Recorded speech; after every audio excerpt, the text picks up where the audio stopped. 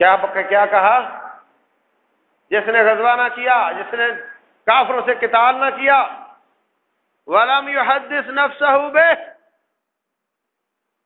اور نہ ہی اپنے دل میں ایسی نیت کی کہ میں جاؤں گا، اس کے مستقبل کا ویژن، اس میں یہ چیز شامل نہیں۔ وہ یہی سوچتا ہے یہ فلاں سی کروں گا، ایم ایس سی کروں گا، بی ایس سی کروں گا، ایم بی بی ایس کروں گا، اور اس کے بعد یہ والا کورس کر لوں گا، وہ والی اسپیشلائزیشن کر لوں گا، فلاں ملک سے یہ والی ڈگری لے کے آ جاؤں گا، اور یہ والی سیٹ سنبھال لوں گا، اس کی بہت مانگ ہے، اور پھر یہ کر لوں گا اور اتنا پیسہ کما لوں گا اور ٹھاٹ سے زندگی گزاروں گا۔ اس کی پوری لسٹ میں کہیں ہے ہی نہیں کہ میں اللہ کے راستے میں قتال کروں گا۔ فرمایا جس نے کیا نہیں یا عزم نہیں کیا، مات علی شعبۃ من النفاق، جب بھی موت آئے گی اس کی موت نفاق کے کسی لیول پر آئے گی۔ یہ بات صحابہ اکرام کو کھاتی رہتی ہے اندر سے، اور ذات ہے جہاد اس پر فرض نہیں، لیکن تختوں پہ بادشاہ بننا چاہتی ہیں، فرماتی دعا کر دیجئے میں ان میں سے ہو جاؤں، فرمایا انتی منہم، تو ان میں سے۔ پھر آپ سو گئے، پھر جاگے، پھر سیم وہی بات کی کہ میں نے ابھی دیکھا سمندری سفر کر کے جہاد کرنے والے ایسے لگا جیسے تختوں پہ بادشاہ ہوں۔ کہتی ہے جی مجھے دعا کر دیجئے میں ان میں سے ہو جاؤں، اور میں آپ ان پہلے لوگوں میں سے ہو، یہ اور لوگ ہیں، قیامت تک لوگ یہ کام کرتے رہیں گے بحریہ والے، یہ اور لوگ ہیں، تو پہلوں میں سے ہے۔ عبادہ بن سامر رضی اللہ تعالیٰ عنہ کا خاوند اپنی بیوی کو ساتھ لے کر گیا، کھچر پہ جا رہی تھی، کھچر پہ جا رہی تھی، ابھی سمندر نہیں پہنچی، کھچر سے گر گئی اور گردن ٹوٹ گئی، وہیں پہ شہید ہو گئی۔ اللہ تبارک و تعالی نبی صلی اللہ علیہ وسلم کی بشارت پوری کرے گا نہیں؟ جو اللہ کو اپنا آپ دے دیتا ہے، جو وقف ہو جاتا ہے، جو اپنے آپ کو رب کے نام لگا دیتا ہے، پھر وہ اپنی کھچر سے گر کے چلا جائے، وہ اپنی تلوار سے عامر بن عقبہ رضی اللہ تعالیٰ عنہ کی طرح، صحیح بخاری میں ہے، اپنی تلوار سے کٹ جائے، وہ اپنے مسلمانوں کی تلوار سے کٹ جائے، جیسے حضرت حذیفہ بن یمان کے والد یمان غزوہ احد میں مسلمانوں کی تلوار سے شہید ہوئے تھے۔ وہ کسی طریقے سے چلا جائے، میں کہتا ہوں وہ بستر پہ موت آ جائے جیسے خالد بن ولید کو آئی تھی، ابوبکر صدیق کو آئی تھی۔ جس نے اپنے آپ کو وقف کیا، اللہ کے نام لگا دیا، پھر رب کا مال ہے، وہ جیسے چاہے ڈلیوری لے لے، وہ چاہے دشمنوں کے ہاتھوں لے لے، وہ چاہے اپنے ہاتھوں سے لے لے، کوئی اور طریقہ ہو، انشاءاللہ رب ذوالجلال اس کو شہادت کے درجے سے محروم نہیں کرے گا۔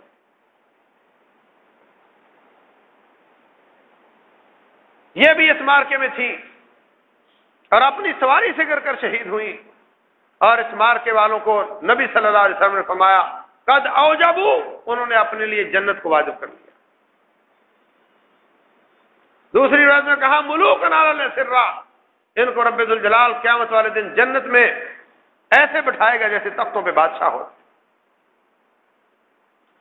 اور معاویہ رضی اللہ تعالیٰ عنہ جتنی دیر رہے، انہوں نے حضرت علی رضی اللہ تعالیٰ عنہ کی یہ بات تو نہیں مانی، ان کی بیعت نہیں کی، یہ بات معروف ہے، اس میں کوئی شک نہیں، لیکن انہوں نے مقابلے کے لیے حملہ آور ہوئے ہوں۔ حضرت علی رضی اللہ تعالیٰ عنہ بھی سچے ہیں، وہ اپنی مملکت میں طاعت کروانا چاہتے ہیں، ان کا حق ہے، وہ جا کر کے حملہ آور ہوئے ہیں، لیکن معاویہ رضی اللہ تعالیٰ عنہ آ کر حملہ آور نہیں ہوئے۔ نمبر 2، حضرت علی رضی اللہ تعالیٰ عنہ کے دوران خلافت انہوں نے کبھی خلافت کا اعلان نہیں کیا اور بیعت نہیں لی۔ جب وہ شہید ہوئے ہیں اس کے بعد ان کی بیعت کی گئی ہے۔ ہاں ایک اجتہاد ان کا کہ انہوں نے اپنے بیٹے کو اپنے بعد خلیفہ بنایا، یہ اجتہاد ہو سکتا ہے، ان کی سوچ تھی۔ ہمیں یہ سمجھ آتی ہے کہ اس وقت کبار صحابہ کرام موجود تھے، ان میں سے کسی کو بنانا چاہیے تھا، اپنے بیٹے کو نہیں بنانا چاہیے تھا۔ یہ بات درست ہے، لیکن یہ ان کا اجتہاد ہے۔ وہ سمجھتے ہیں کہ کتنے لوگوں کے خون کے بعد دوبارہ امت اسلامیہ ایک فرد پہ جمع ہوئی ہے، ورنہ امت دو ہو گئی تھی۔ اللہ تبارک و تعالیٰ نے فضل کیا، امت ایک ہوئی۔ اب اگر میں نے دوبارہ اس کام کو ایسے ہی کھلا چھوڑ دیا جیسے میرے پیش رو لوگوں نے چھوڑا تھا، صحابہ کرام کی کثرت اس وقت موجود تھی، وہ ایک خلیفے پر متفق ہو گئے تھے، اب اگر میں نے اس کو ایسے ہی چھوڑ دیا تو پھر جھگڑا دوبارہ بڑھ سکتا ہے، اور اگر میں ایک کا نام لیتا ہوں تو اس جیسے اور بھی موجود ہیں، اس جیسے فضائل والے اور بھی موجود ہیں، اس لیے میں اپنے بیٹے کا نام لیتا ہوں جس میں مجھے زیادہ قوی امید ہے کہ لوگ اتفاق کریں گے، مخالفت نہیں کریں گے۔ ہم سمجھتے ہیں یہ اتحاد درست نہیں تھا، صحابہ کرام نے اس کو برا سمجھا، لیکن اس کے باوجود، اس اجتہاد کے باوجود کسی نے بغاوت نہیں کی، کسی نے مخالفت نہیں کی، بلکہ جس طرح باپ معاویہ کی اطاعت کرتے تھے ایسے بیٹے کی اطاعت کرنے لگ گئے، کسی نے خروج نہیں کیا۔ ہاں حضرت عبداللہ بن زبیر رضی اللہ تعالیٰ عنہ اور حسین بن علی رضی اللہ تعالیٰ عنہما، ان کی طرف سے یہ بات ہوئی کہ انہوں نے عملی طور پہ اظہار کیا کہ ہم اس بات کو نہیں مانتے۔ باقی کبار صحابہ کرام نے نہ مخالفت کی اور نہ دل میں ان کے وہ والی موافقت تھی، لیکن بہرحال طاعت کرتے رہے۔ اور یہ بات اپنے طور پہ درست ہے کہ اجتہاد میں انسان غلطی کر سکتا ہے، لیکن اس کا یہ مطلب نہیں کہ ان پر تبرہ کیا جائے، ان کو برا کہا جائے۔ حضرت ابو زرع راضی رحمہ اللہ ایک آدمی کو دیکھتے ہیں معاویہ بن ابی سفیان کو برا کہہ رہا ہے، فرمانے لگے معاویہ رضی اللہ تعالیٰ عنہ کا حضرت علی سے جھگڑا تھا نا، تو حضرت علی ایسا مقابل ہے کہ بہت ہی لطف و کرم والا ہے، اور ان دونوں کا رب وہ بہت رحیم اور کریم ہے۔ جس معاویہ رضی اللہ تعالیٰ عنہ کو بالواسطہ جنت کی بشارتیں ملی ہیں عہد نبوت میں، اور نبی صلی اللہ علیہ وسلم وفات پائی تو ان پر خوش تھے، وہ ان پر خوش تھے۔ معاویہ بن ابی سفیان سے اگر کوئی بدلہ لینا ہے حضرت علی رضی اللہ تعالیٰ عنہ نے، وہ ان کا بھائی ہے اور رب ان دونوں کا رب ہے، وہ ان کا فیصلہ کرے گا تیرا کتنا حصہ ہے، تو کیوں ان کو برا کہتا ہے؟ اور عبداللہ بن مبارک رضی اللہ تعالیٰ عنہ سے کسی نے پوچھا، عبداللہ بن مبارک رحمہ اللہ سے کسی نے پوچھا کہ عمر بن عبدالعزیز زیادہ افضل ہیں یا معاویہ بن ابی سفیان رضی اللہ تعالیٰ عنہ؟ فرمانے لگے عہد نبوت میں جو معاویہ رضی اللہ عنہ کی ناک میں دھول جاتی تھی فی سبیل اللہ کی، جانتے ہو اس دھول کی کیا فضیلت ہے؟ فرمایا کہ یہ جو دھول اللہ کے راستے کی مٹی کسی کی ناک میں چلی جائے، اس ناک میں جہنم کا دھواں نہیں جا سکتا۔ جس کے قدم اللہ کے راستے میں خاک آلود ہو جائیں اس کو آگ نہیں چھوتی۔ فرمانے لگے جو عہد نبوت کے مارکوں میں معاویہ رضی اللہ تعالیٰ کے ناک میں دھول جاتی تھی، وہ حضرت عمر بن عبدالعزیز سے زیادہ افضل ہے۔ تو ایک صحابی کا مقابلہ ایک تابعی سے کرتا ہے؟ عمر بن عبدالعزیز رحمہ اللہ بہت اعلیٰ شخصیت ہے، اس میں کوئی شک نہیں، لیکن فرق بہت ہے، صحابی اور تابعی کا بہت زیادہ فرق ہے۔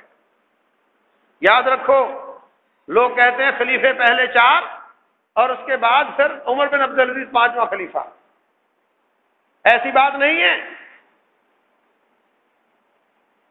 رسول اللہ صلی اللہ علیہ وسلم نے فرمایا تھا میری امت پر پہلے نبوت اور رحمت ہوگی، پھر خلافت اور رحمت ہوگی، پھر ملوکیت اور رحمت ہوگی، اور اس کے بعد ملوکیت ہوگی اور ظلم ہوگا۔ اگر ملوکیت ہو اور وہ بندہ اچھا ہو، نیک پاک ہو، وہ بھی اللہ تعالیٰ کی طرف سے رحمت ہوا کرتی ہے۔ اور یہ بات اس دنیا کا سب سے بڑا جھوٹ ہے کہ بدترین جمہوریت بہترین ملوکیت سے اچھی ہوتی ہے، یہ بہت بڑا جھوٹ ہے۔ جاؤ، آج بے شمار قسم کے ظلموں کے باوجود، بے شمار قسم کے ظلموں کے باوجود امن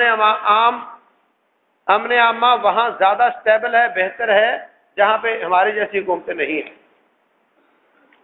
اور جتنی ڈیموکریسی کم ہے وہاں امن زیادہ ہے۔ آپ کہو گے یورپ میں ڈیموکریسی ہے، لیکن آپ میں سے سمجھنے والے، اخبار کی تہ تک پہنچنے والے اس بات کو جانتے ہیں کہ وہاں پہ جمہور حکمران ان کی نہیں چلتی، چلانے والے کوئی اور ہوتے، چلانے والے کوئی اور ہوتے ہیں۔ تو میرے عزیز بھائیوں، یہ اللہ تعالیٰ کے نبی صلی اللہ علیہ وسلم کے ساتھی ہیں، ان کو اللہ تعالیٰ نے اپنے نبی کی صحبت کے لیے انتخاب کیا، ان کے ذریعے حدیث ہم تک پہنچی ہے، ان کے ذریعے قرآن ہم تک پہنچا ہے۔